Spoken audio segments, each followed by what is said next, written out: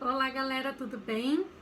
Hoje nós estudaremos um tema importantíssimo, inclusive quando nós buscamos uma efetividade da tutela coletiva, quando buscamos aquela racionalidade coletiva de que eu tanto falo para vocês desde o início, né? Que é o tema da competência em ações coletivas. Claro que todo o aporte que vocês já tiveram de competência, tudo que já estudaram lá na segunda série, lá longe de competência, vale e nós precisamos conhecer essas regras, porque subsidiariamente o CPC pode se aplicar em alguns casos, porém há regras específicas que disciplinam a competência em processos coletivos e a partir destas regras que nós temos que nortear a descoberta do foro competente para julgar ações coletivas. Eu já venho falando com vocês, pessoal, em especial quando falamos das técnicas de coletivização na aula passada, na semana passada, que nós temos que ter um olhar mais de flexibilização quando pensamos em competência em processos coletivos, né? Nas técnicas de coletivização, por exemplo, no incidente de coletivização da prova, é bem importante nós permitirmos que os próprios juízos que instaurarão aquele incidente decidam qual é o juízo mais adequado para aquilo, não é? Quando nós falamos em competência para ações coletivas, embora haja regras específicas para isso, essa ideia da competência adequada também tem que estar presente. A ideia, que o professor Fred, inclusive, vai trazer como um princípio, que é o princípio da competência adequada, que inclusive eu coloquei na leitura de vocês para a aula de hoje. Mas vamos começar do começo e depois a gente entende mais especificamente, né? Poderemos entender por que eu falo tanto de competência adequada aqui com vocês. Em primeiro lugar, temos duas regras principais no microsistema processual coletivo para as quais temos que olhar quando se trata do tema da competência para ações coletivas. Primeiro, o artigo 2º da Lei da Ação Civil Pública e depois o artigo 93 do Código de Defesa do Consumidor. Embora cada um esteja em uma lei diversa, nós já sabemos que o microsistema processual coletivo permite um diálogo entre essas normas de forma a permitir uma aplicação única dessas regras a todos os casos de ações coletivas, não apenas no caso de ação civil pública ou de ação coletiva consumerista, né? Nós temos aí um diálogo dessas normas realizado em razão desse microsistema e precisamos olhar então para esse diálogo. O que diz o artigo 2º da Lei da Ação Civil Pública? Vai dizer que as ações coletivas propostas com base na Lei da Ação Civil Pública devem ser propostas no foro do local onde ocorreu o dano, que enseja a propositura da ação coletiva. E vai dizer também que aquele foro se torna prevento para todas as ações coletivas seguintes, havendo ali um caso de competência absoluta, que o artigo 2º chama de competência funcional, mas não é bem funcional, nós já vamos falar sobre isso, ok? Essa regra, então, vai nos dizer que o local do dano que ensejou a propositura da demanda é o competente para o julgamento das ações coletivas propostas em razão daquele dano. Simples assim, ok?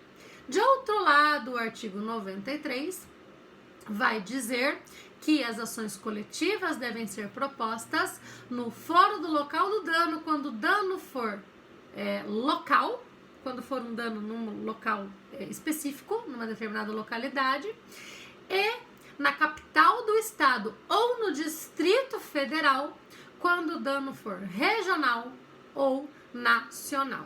Por que é importante olharmos para essas duas normas juntas? Porque ambas, e esse é o entendimento da jurisprudência do STJ, vão se aplicar a todos os tipos de direitos tuteláveis pela via coletiva, sejam eles difusos, coletivos em sentido estrito ou individuais homogêneos. Se vocês olharem no CDC, vocês observarão que o artigo 93 do CDC está no capítulo dos direitos individuais homogêneos. De outro lado, o artigo 2º está na Lei da Ação Civil Pública, que se aplica, ou melhor,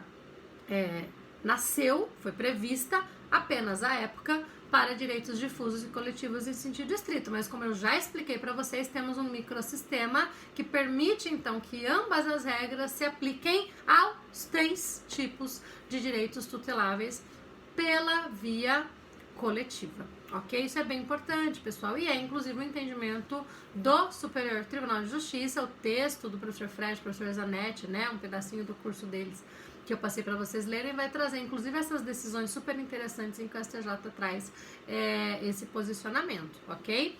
Havendo então um dano que seja local, ainda que se trate de direitos difusos, coletivos ou individuais homogêneos, o local desse dano será o competente, o foro competente para a ação coletiva. Havendo um dano que seja regional ou nacional, então nós estaremos diante da competência do Estado ou do Distrito Federal. Também havia uma polêmica na doutrina relativa à competência do Estado ou do Distrito Federal. Que regra é essa, né? Será que havendo dano nacional tem que ser no Distrito Federal e havendo dano local teria que ser na capital do Estado? Não. O entendimento do STJ é no sentido de que se trata de foros concorrentes. Significa que é possível escolher aquele que seja mais adequado para o trâmite daquela ação. E vejam, né, muitas vezes, embora o dano seja regional, ou seja um dano que toca mais de uma região, de uma cidade, de um município do país, e portanto ele assume uma característica regional e não apenas local, às vezes ainda assim esse dano está localizado longe da capital, do Distrito Federal. Portanto, propor a ação no Distrito Federal pode dificultar a tutela dos direitos, pode dificultar a produção da prova, que melhor será melhor produzida quando perto, próxima de onde o dano ocorreu. A participação dos interessados que seja necessária no caso, considerando aí que nós temos uma ampla possibilidade e necessidade de participação nos processos coletivos. Então, vejam como a ideia da competência adequada vai se aplicar justamente para que nós possamos definir o juízo em que a tutela coletiva seja melhor prestada, ainda que não seja na capital do país, ainda que não seja no Distrito Federal. Muitas vezes, mesmo sendo um dano que alcance mais de uma região do país, fica longe do Distrito Federal possibilitar a tramitação, o ajuizamento dessa ação naquele local.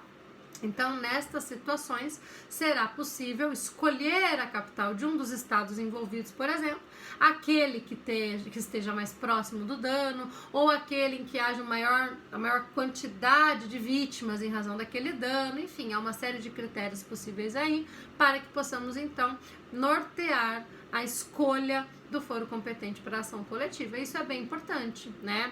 Nós tivemos um caso muito interessante no caso de Mariana, que também está no texto que eu passei para vocês. Lá no caso de Mariana, havia várias ações coletivas propostas em Governador Valadares, na Justiça Estadual. Foi um local daqueles em que mais sofreu impacto decorrente do dano causado em razão do desastre do Rio Doce, mas havia também ações coletivas na Justiça Federal de Belo Horizonte. E aí a grande dúvida que se colocou: será que existe a necessidade de se levar todas as ações para a Justiça Federal de Belo Horizonte, que é o juízo prevento? Lembrem-se da ideia da prevenção. Ou será que é o caso de manter essas ações separadas, né? Houve, então, um conflito de competência que acabou por ser decidido no sentido de que todas as ações fossem para Belo Horizonte, até para evitar decisões conflitantes, para que não houvesse, em razão da mesma causa de pedir, muitas vezes do mesmo pedido, decisões em sentidos diversos em um juízo ou em outro juízo. Por conta disso, decidiu-se agregar o julgamento, a tramitação e o julgamento dessas demandas, ok? Tem um detalhe muito interessante nesse caso. Houve um voto vencido no TJ de Minas Gerais, quando se estava decidindo sobre a competência, em que um desembargador do TJ levantou a possibilidade de manter as ações coletivas, cada uma no seu juízo. Então, manteríamos aquelas que estavam em Governador Valadares e manteríamos aquelas que estavam em Belo Horizonte. Por quê?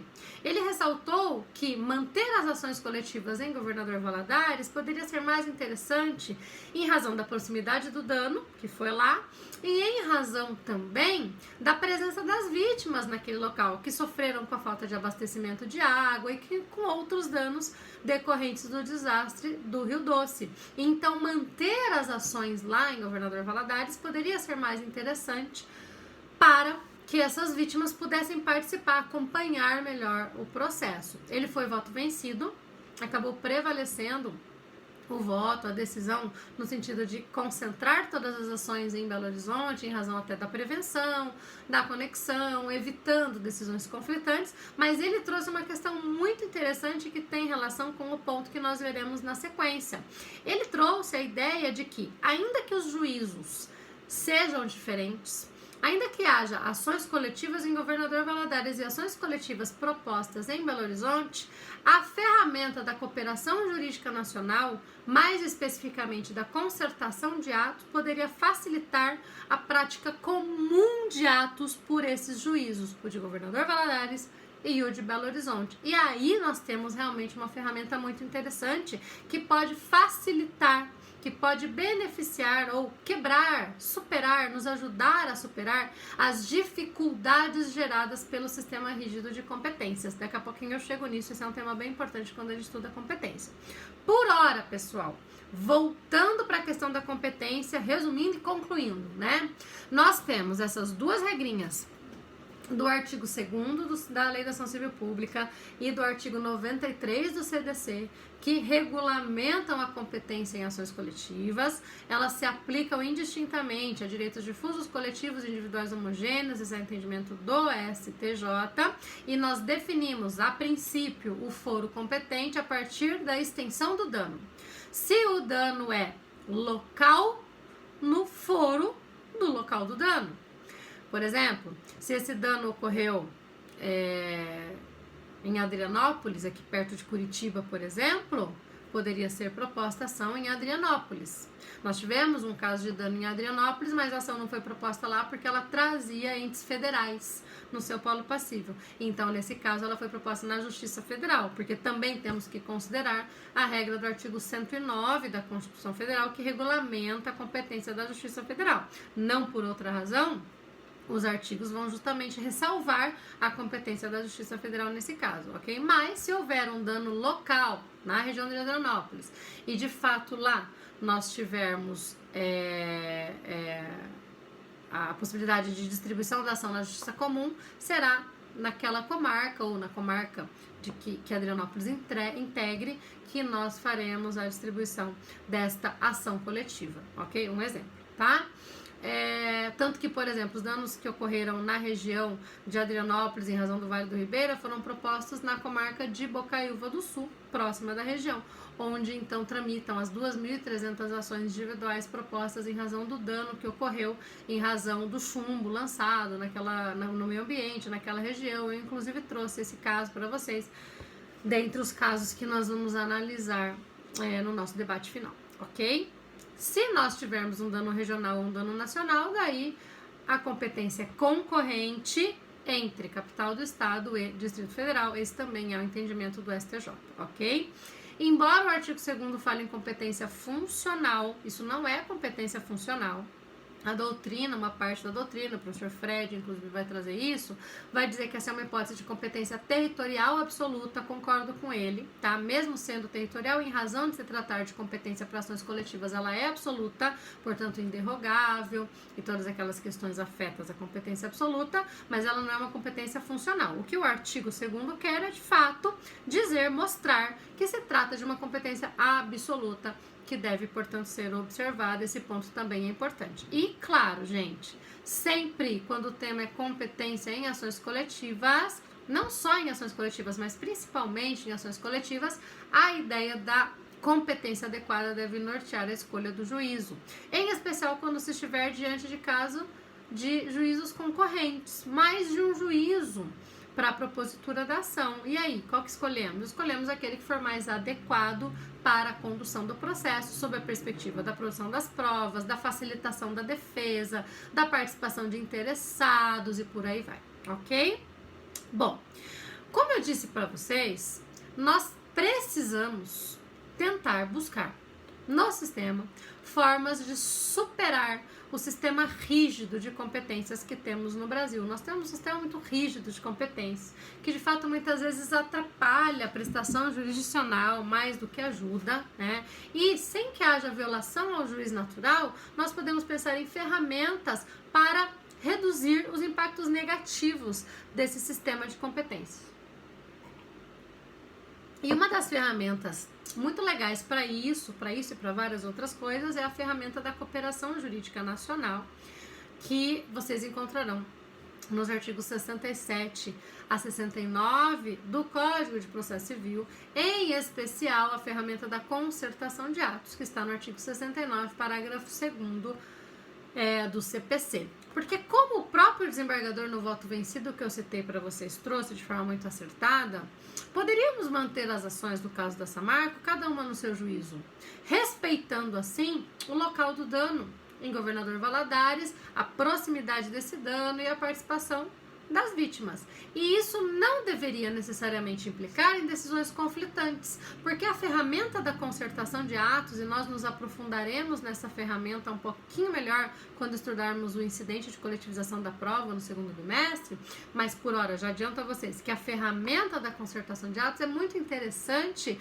justamente para viabilizar a prática comum de atos entre juízos de competência diferente, inclusive de competência material diferente, justamente porque havendo a prática de atos comuns, que pode ser uma produção comum de prova, uma mesma questão de fato que deva ser decidida, ou mesmo um diálogo que eles queiram estabelecer sobre uma questão de fato ou de direito que eles pretendam decidir ou que eles tenham que decidir, esta prática compartilhada de atos, essa prática comum de atos viabiliza que eles cheguem numa decisão comum, que eles cheguem na prática de um único ato, ao invés da prática reiterada de vários atos, que pode resultar, inclusive, além de violação à eficiência, também de violação à isonomia, por justamente permitir a formação de decisões conflitantes. Foi exatamente isso que o desembargador do TJ de Minas Gerais trouxe naquele voto vencido que eu contei para vocês e que eu coloquei no material de vocês, porque é super interessante a perspectiva dele. Ele vai dizer, não precisa mexer na competência, deixa as ações de governador Valadares lá, mais pertinho daquelas pessoas que sofreram com os danos naquela região. E permita que os juízos de Belo Horizonte e Governador Valadares possam praticar atos comuns por meio da concertação de atos, evitando assim decisões conflitantes, repetição de atos, etc.